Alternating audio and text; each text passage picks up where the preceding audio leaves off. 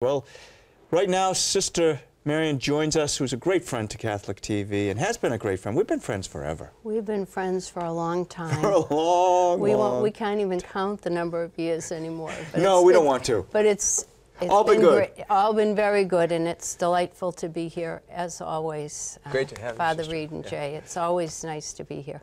Well, we're going to talk about consecrated life. That seems to be our theme today. And as the delegate of religious for the Archdiocese of Boston and as a member of the Sisters of St. Joseph, what for you did it mean when the Pope dedicated this year to consecrated life? Well, I was very excited, and I was very excited in the way, or by the way, the Holy Father announced the Year of Consecrated Life. He announced it at a meeting of major superiors in November of 2013 in Rome, and he affirmed or re-emphasized the importance of consecrated life by using the term wake up the world and move the church to the margins.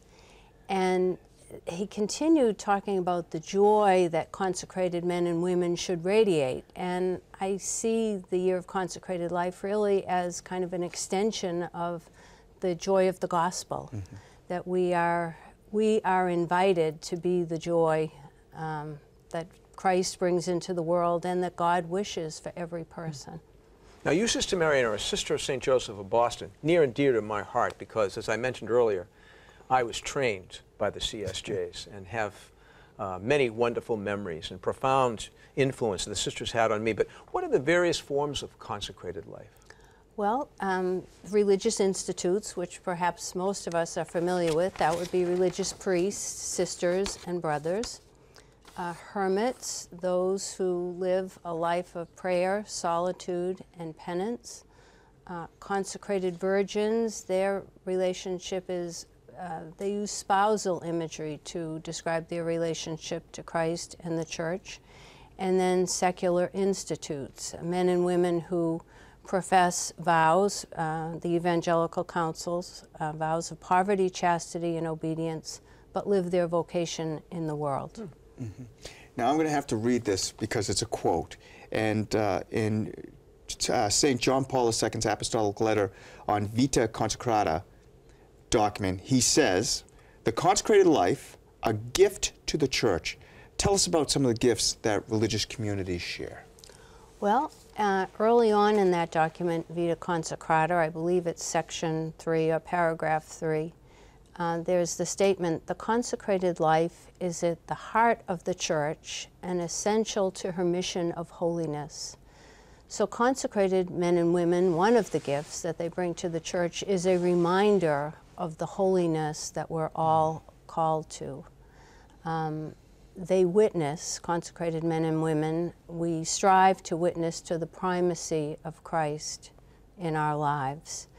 I love a quote by Cardinal Sean where he says, "The consecrated life is a witness to the promise of eternal life, that there is something more than this world and that God indeed will have the last word in our lives."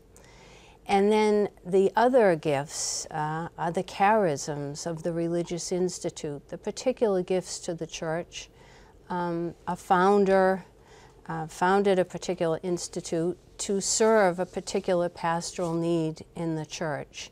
And I always like to say the charisms of religious communities are precious jewels in the life of the Church. It's a great image. To me, it says it all because there are so many, and yet each one is very significant in the contribution it makes to the life of the Church.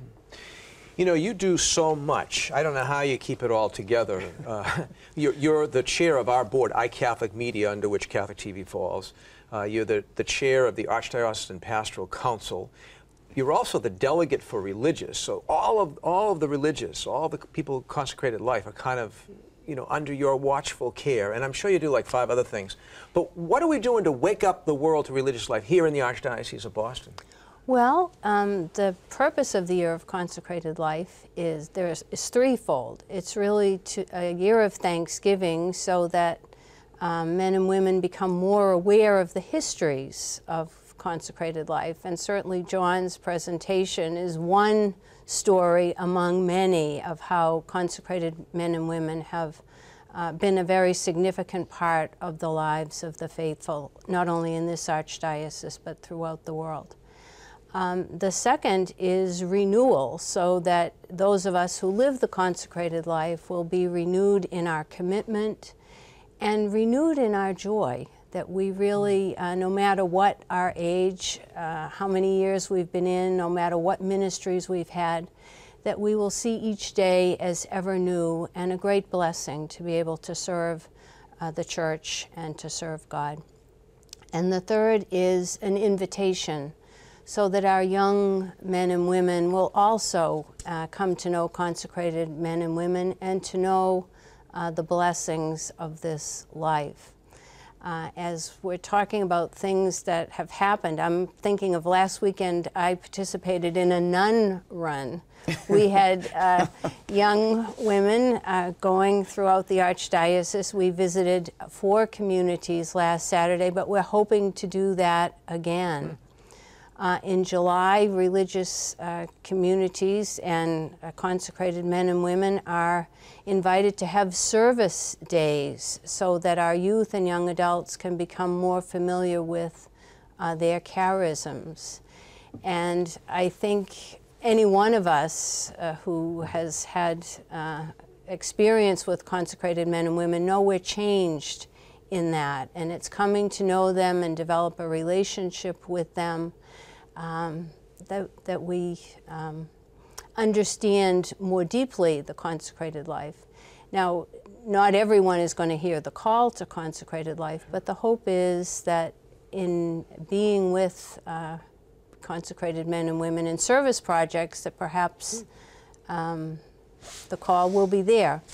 And then in September 13th, days of prayer at religious houses and the homes of consecrated men and women, so that the faithful of the Archdiocese will have the opportunity to pray with these dedicated men and women, and again, to get to know them more. The joy of the gospel emphasizes relationship with Christ, with God, with the church, and I think the Year of Consecrated Life focuses on relationship with consecrated men and women and how essential and very important their place is in the church. Well, if you ever do a nun drive or a bus, I could be in. The run wouldn't work for me. It's been great having you with us. We didn't run. We drove around in a car. Oh, good. Then I can do it. I could do that. Hey, early thank a nun day gift from John. 5 years in That's heaven. his book. Thank you. Hot off the press. I'm looking forward to reading it, and I'm even looking more forward to May 5th for all the hugs. All the hugs. John has started that. You know who was my Sister Augustine? Sister Benjamin. She was the cook at St. John's in Swampscott. Well, Wonderful. Sister, thank you. Sister Benjamin would be happy to hear that. Thank you so much for being with us.